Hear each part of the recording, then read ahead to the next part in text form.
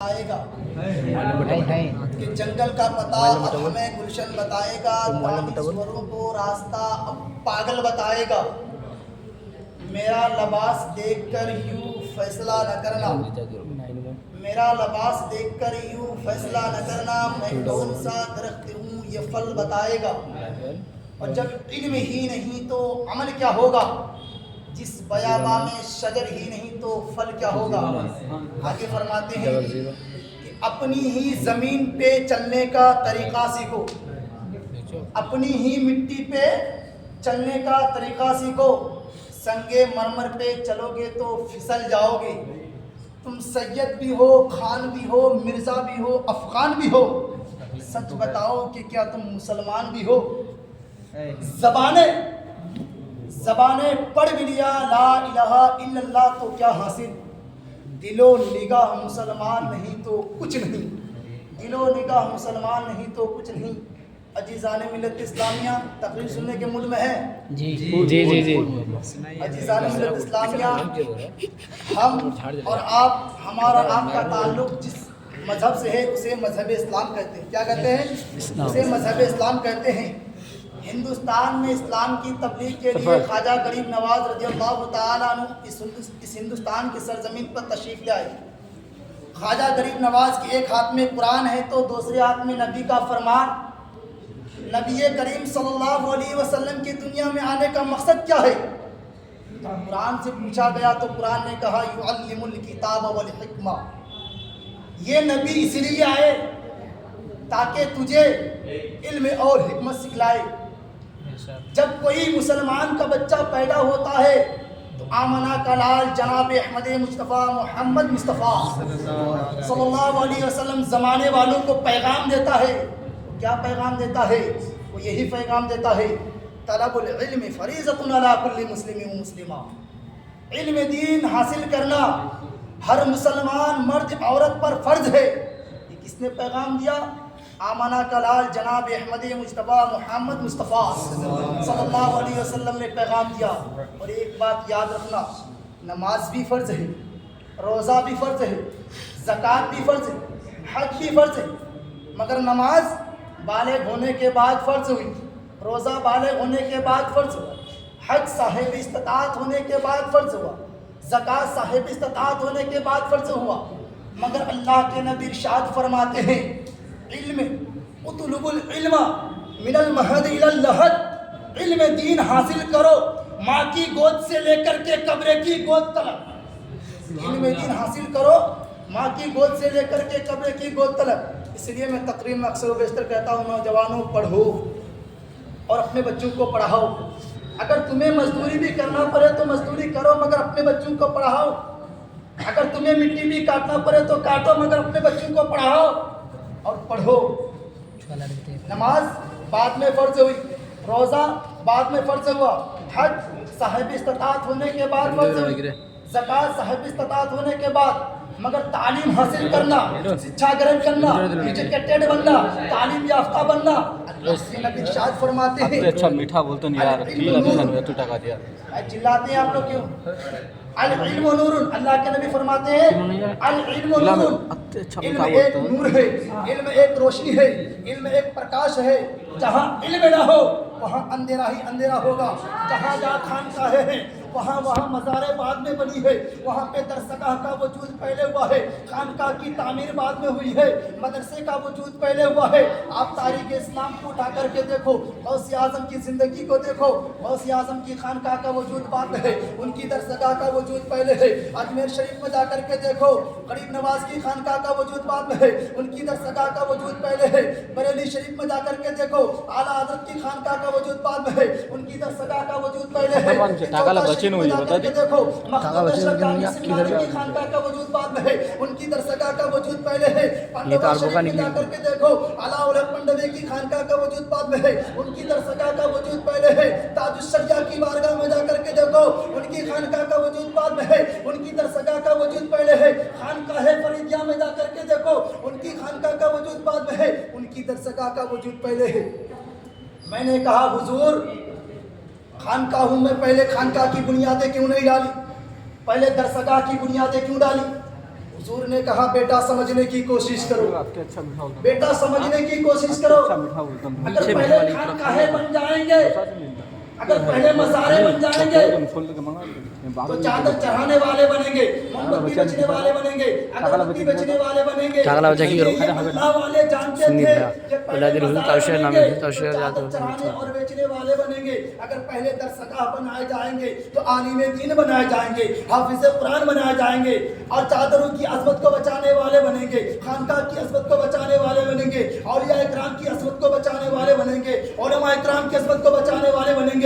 यही वजह है कि दुनिया कहती है कि इस्लाम फैलाया है हिंदुस्तान में, गरीब नवाज ने और बुजुर्गी की अज़मत को बचाया है बरेली के इमाम, बरेली के इमाम अहमद रज़ा खान ने। लेकिन मदरसे में कितने परसेंट बच्चे पढ़ते हैं आपको पता है? गरीब नवाज ने कहा तालीम हासिल करने का मकसद क्या है? तो कुरान ने कहा तालीम हासिल करने का मकसद ये है उतलुबुल इल्मुल दर्जात। जब तुम तालीम हासिल करोगे तो तेरे दर्जात को बुलंद कर दिया जाएगा, तेरे रुतबे को बुलंद कर दिए जाएंगे, हलाल और हराम की तमीज पैदा हो जाएगी, जायज और नाजायज क्या है आप इसे जान लोगे, समाज में अच्छा और बुरा क्या है आपको इसकी तमीज पैदा हो जाएगी। आज हम समाज में दो किस्म के लोग रहते हैं, एक तो वो है जिसके पास इल्म है मगर उसके पास किरदार नहीं है, दूसरा वो है कि ये मौलाना मौलवी की बात में क्या रखा है, हम तो खानका वाले हैं, हम तो पीर वाले हैं, हम तो तरीक़त वाले हैं, तालीम की क्या ज़रूरत है। गरीब नवाज के नाम पे जलसा सजाने वालों, गरीब नवाज के चाहने वालों, आओ मैं आपको लेकर के चलना चाहता हूँ ख्वाजा गरीब नवाज के बारगाह में।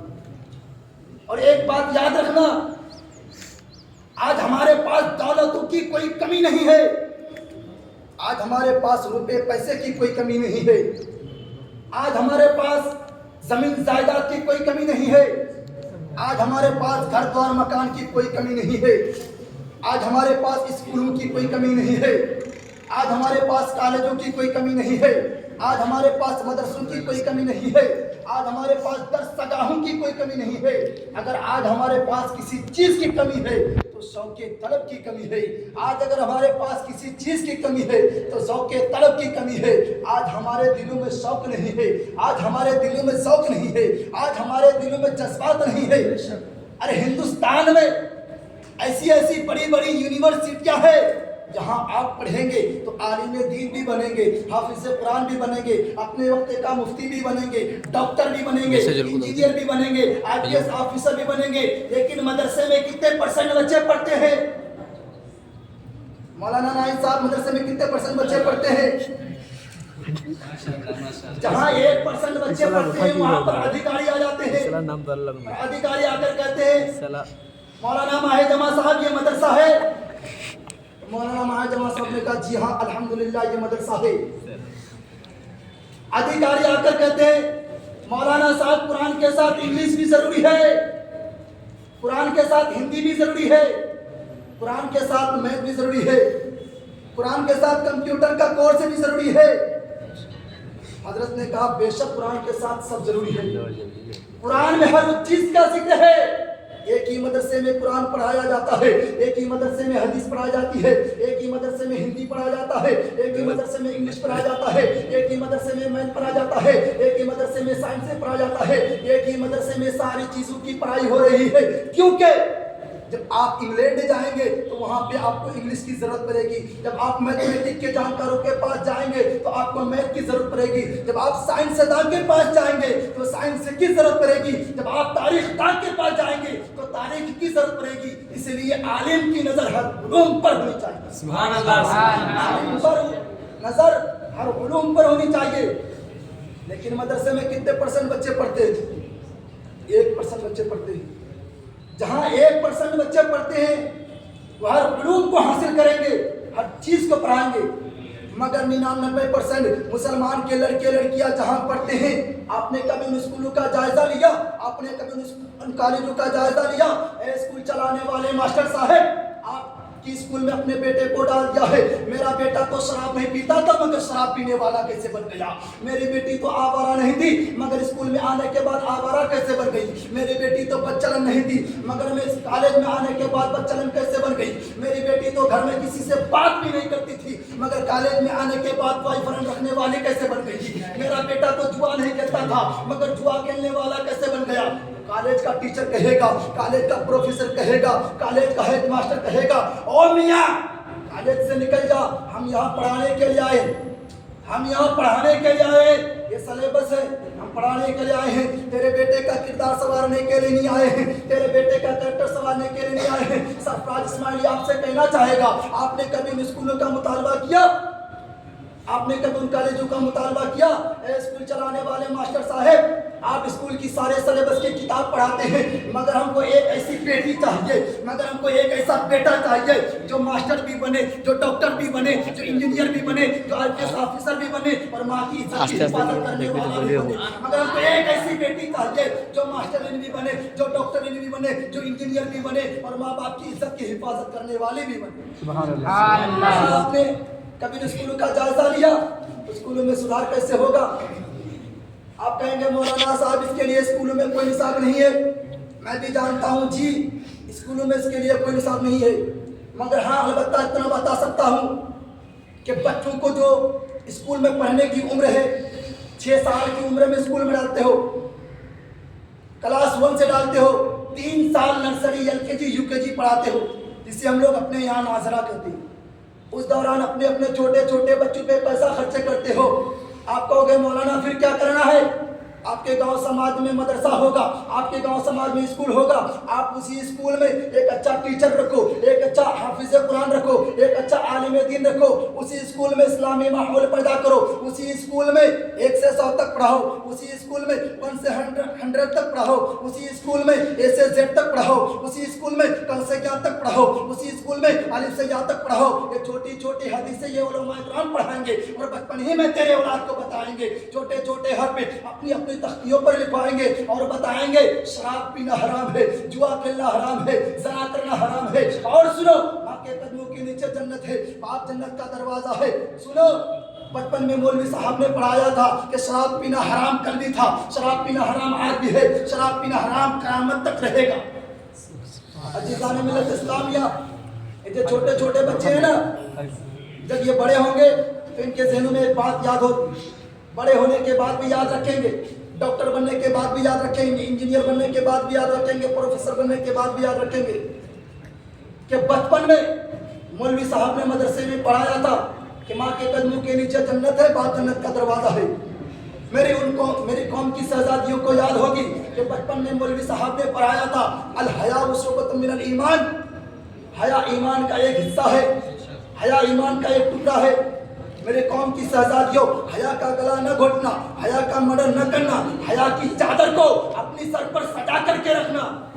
تعلیم کا مقصد یہ نہیں ہے مولانا ناہید صاحب کہ فیس بک کی باتوں پر ڈب جائے، تعلیم کا مقصد یہ نہیں ہے کہ واٹس ایپ کی باتوں پر ڈب جائے، تعلیم کا مقصد یہ نہیں ہے کہ یوٹیوب کی باتوں پر ڈب جائے، تعلیم کا مقصد یہ نہیں ہے کہ موبائل پر دن و رات بزی رہے، اپنے کردار و کریکٹر کو گندا کر رہے۔ میری قوم کی شہزادیاں، کبھی تم نے رات کی تنہائی میں بھی نہیں سوچی ہوگی، کالج میں قدم رکھتی ہے تو تیرا باپ اور تیری ماں رات کی تنہائی میں بیٹھ کر دعا باتیں کرتی ہے اور کہتی ہے بیٹی کالج تو جا رہی ہے مگر عزت بھی ہمارے